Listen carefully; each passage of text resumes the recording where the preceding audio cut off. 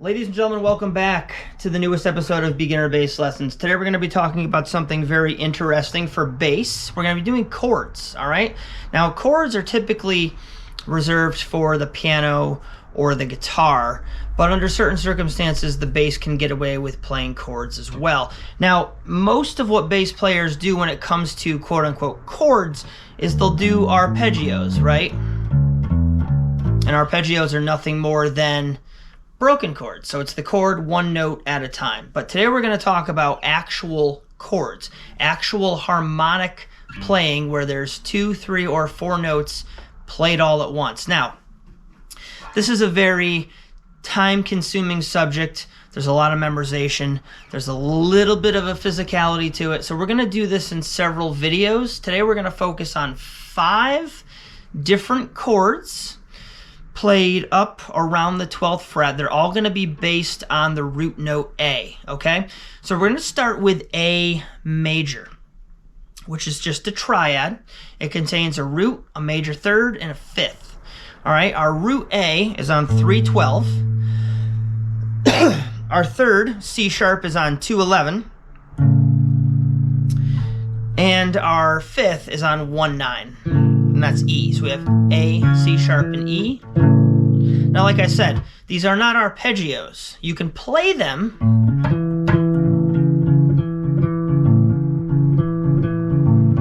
as arpeggios if you'd like, but I specifically want to focus on these being actual chords played on the bass, and because the bass is such a low frequency instrument, most of our chords will be up in the double dot range, if not higher, because to play them lower would sound muddy and you wouldn't get the full vibrance of the color. Okay, so chord number 2, I think we're going to go with A minor 7.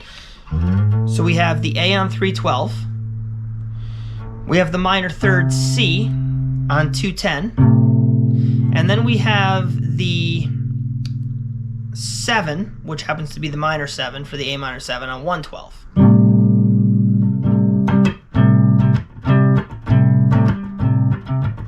I want you to notice that that's a 4-note chord played as a 3-note chord because the fifth of any chord is expendable, unless it's an augmented chord or something like that for jazz. But for the most part, the most important notes of a chord are the root, the third, and the 7. That fifth, ironically, is usually reserved for the bass player, right? But in this case, we're doing chords. We're throwing out the 5. All right? The third chord based on A is going to be the A7, which is a dominant chord. So we've got the A on 312. We've got the major third as C sharp on 211.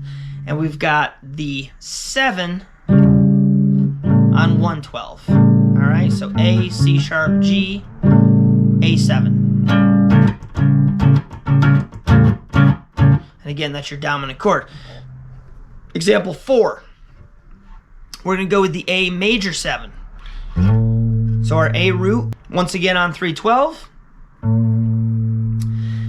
Our major third, C sharp on 211. And our major 7 in G sharp is now on 113. All right? Your A major 7. The last but not least, based in A for today's lesson, is going to be the A minor major 7. All right. Now this one probably doesn't come up much, but it's an easy one to form, so I figured we'd go for it. We've got the A on 312. We have the minor third on 210, and the major 7 on 113.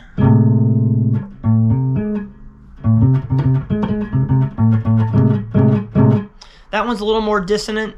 Sounds better on guitar and piano, but nonetheless, you can play it on bass. So let's go through these one more time, all right?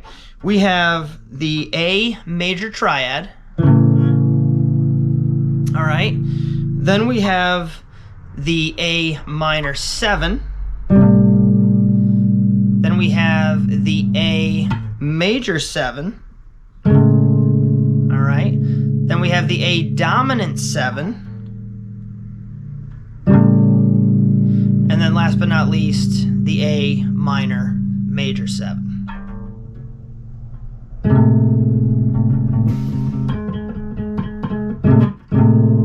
All right.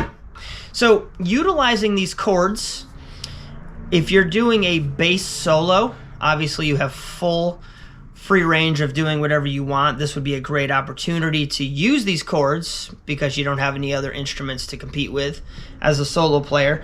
But also, if you are jamming with other people, if you can pull these chords out in an improvisational setting, it might be kind of cool to end on one of these chords, right? Just end the song or the phrase on one of those chords just to give your part a little more flair. All right, hope that all made sense, guys. There will be many, many more of these bass chord lessons going forward, but until then, thanks for watching.